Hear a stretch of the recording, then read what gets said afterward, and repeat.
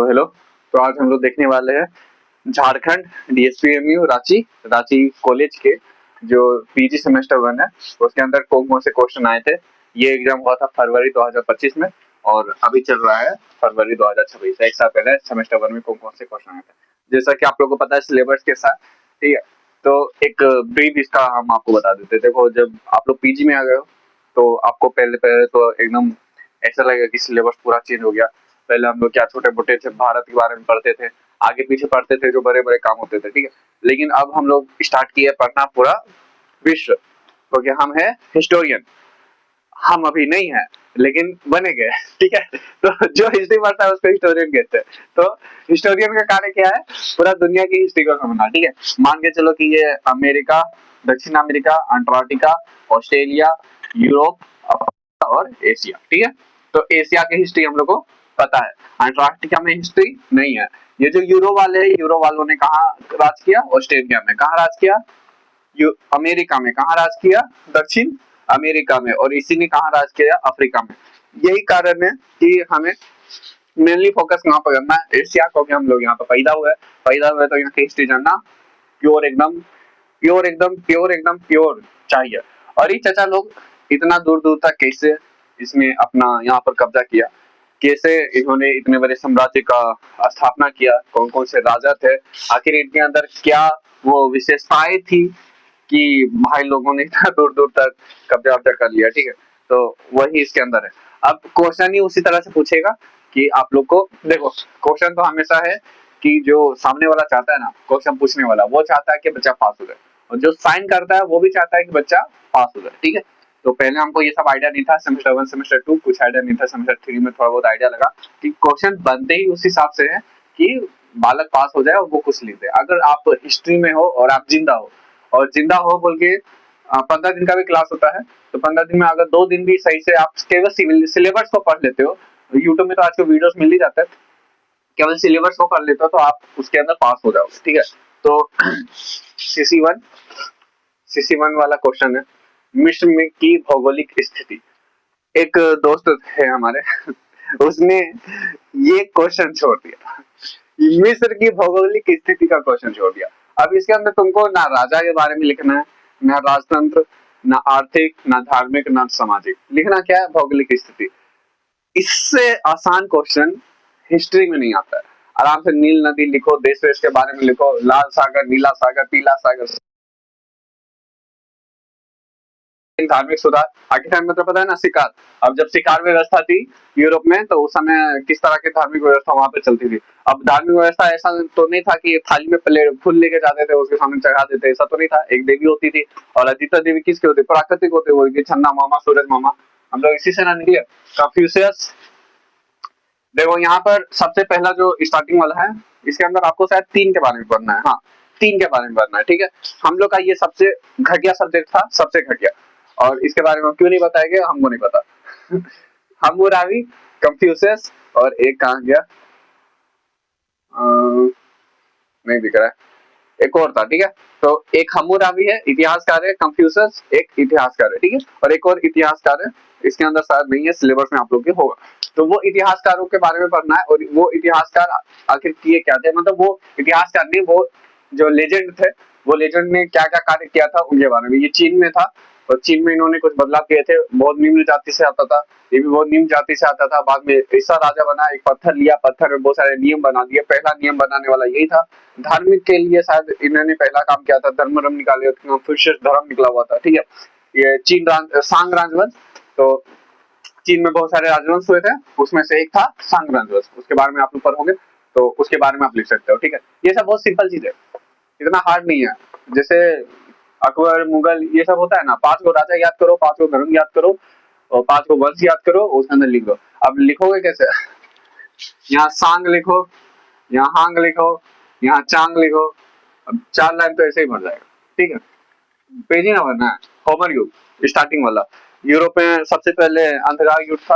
अंधकार युग के बाद होमर युग आया। होमर एक चचा थे जो अंधा थे, तो फिर उन्होंने जो जो सुना अपनी अपनी बातों को लोगों तक पहुंचाते थे। मान के चलो जैसे एक आंटी, ठीक है, अंधी थी, लेकिन अपनी बातों को दूसरे बातों तक पहुंचा देती थी। मान के चलो जैसे कि ये होमर गया, रांची में आया, रांची में सुना इसने कि हेमंत सरकार ने 500 सीटें निकाली और 1400 बच्चे 14,000 में 1,40,000 बच्चे उस 500 सीट के लिए एग्जाम देने गए। अब वो गया राजस्थान। अब राजस्थान में गया, वहां पर बताया कि भजनलाल शर्मा देखो हेमंत सरकार ने इतनी सारी सीटें निकाली, तो भजनलाल शर्मा का जो पीए होगा ना वो लिखेगा इस बात को कि झारखंड ने इतना घपला किया, तो भजनलाल शर्मा अगली बार राजस्थान में और कम सीटें निकालेंगे और अभ्यर्थी हो गए बहुत सारे।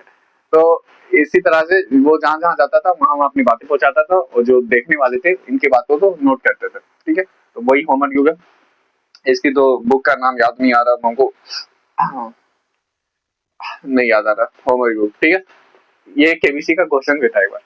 प्राचीन स्पार्टा, स्पार्टा सभ्यता, खान सर बताते हैं 300 लोग थे और उधर 10,000 लोग थे, 300 लोगों ने पटक पटक मारा था उसको। ठीक है, मिस्र के राज्य, जैसे कि ये भौगोलिक स्थिति है उसके अंदर मिस्र राज्य वाला बहुत बढ़िया से लिख सकते हैं। 17 वंश हुए थे आई थिंक, उसमें से ही आपको पढ़ना है कौन से वंश ने स्टार्ट किया था तुम्हारा लाशों को लपेटना, कौन से वंश ने स्टार्ट किया था। ठीक है, विधि निर्माता हम्मुराबी, जैसे मैंने कहा हम्मुराबी एक राजा था और कहाँ का राजा था ये सब आप पढ़ोगे।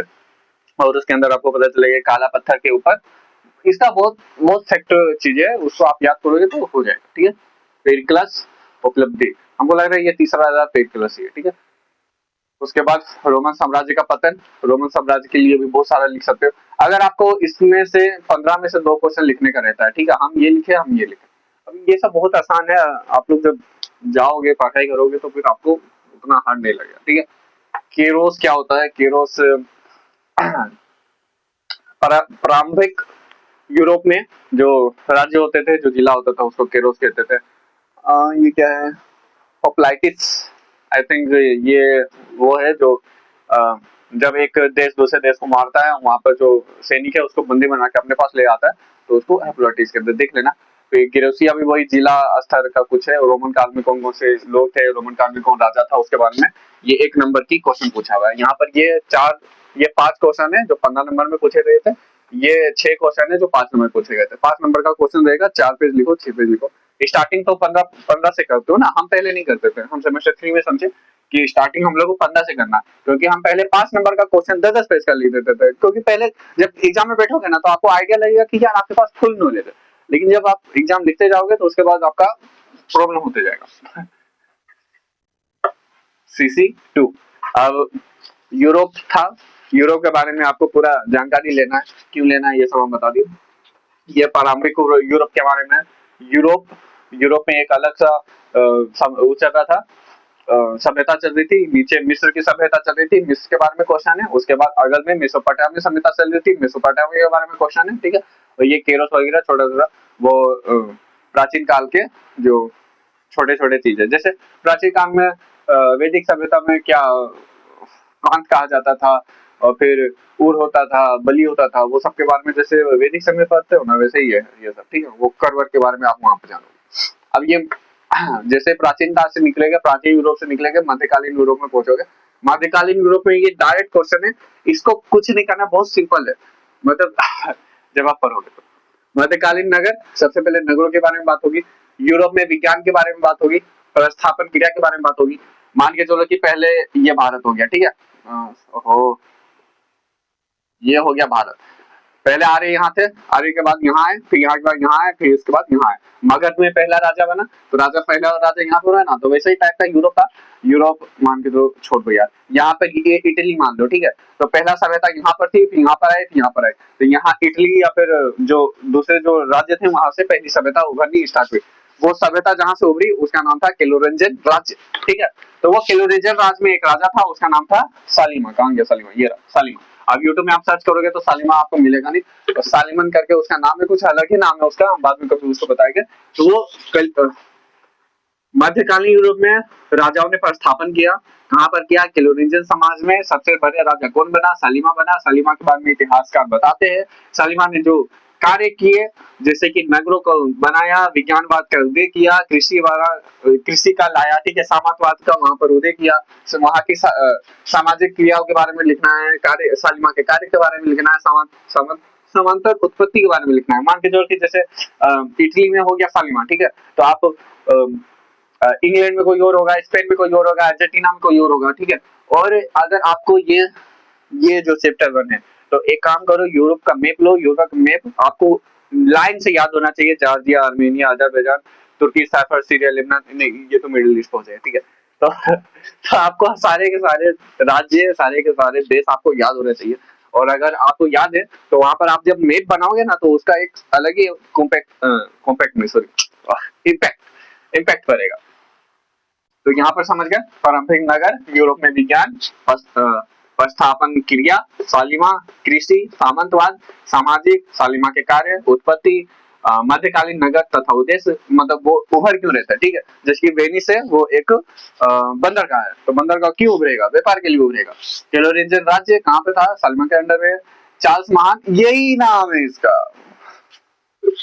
यही नाम है इसका, ये जो फीक है ना, वही नाम है इसका, चार्ल्स महान। मिसिडोमनिक, अब मिसिडोमनिक का एक वो था, इतिहासकार था, तो डायरेक्ट क्वेश्चन पूछा होता है मिसिडोमनिकी कौन था, ठीक है। मार्को पोलो कौन था, नाविक था, कहाँ पर आया था, चीन गया था, सबसे पहले चीन की खोज किसने की, मार्को पोलो। फ्लोरेंस विश्वविद्यालय, इसके अंदर एक आपको क्वेश्चन पूछेगा कि यूरोप के मध्यकालीन शिक्षा के बारे में बताया, तो उस समय आपको कुछ विश्वविद्यालय के बारे में पढ़ना रहेगा, तो उसमें से एक ये है।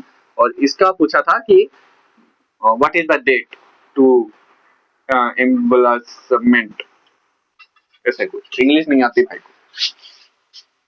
सेमेस्टर 3, सॉरी CC3, CC3 में आपको मध्यकालीन हो गया, प्राचीन हो गया, आधुनिक यूरोप के बारे में पढ़ना है, ठीक है। और खिचड़ी करके पढ़ोगे तो नहीं होगा, स्टार्टिंग यहाँ से करोगे तो फिर आपका दिमाग एकदम शिफ्ट होना चाहिए इसके अंदर, क्योंकि जो पहला टीचर आएगा वो आपको क्या पढ़ाएगा, ये, दूसरा पढ़ाएगा ये, तीसरा पढ़ाएगा ये, चौथा ये, पांचवा ये, फिर छठा ये, तो दिमाग आपका इधर उधर घूमता रहेगा। तो सिलेबस पहले देख के जाना, और आपको ये तैयार रहना चाहिए कि हाँ इसके बाद ये आएगा ही आएगा। CC3 एंग्लो जर्मन वॉर, ठीक है। ये सब फैक्चुअल चीजें हैं, क्यों हुआ था, बस वही कारण है, कारण कुछ नहीं है। सबसे पहला लिखना साम्राज्यवादी का उदय, दूसरा लिखना जो उसके राजा है, वो राजा में मार बहुत भयानक हो रहा था, ठीक है। तीसरा लिखना लोगों को चाहिए था नया जगह लूटने के लिए, क्या बोलते हैं यार उसको, उपनिवेश, ठीक है।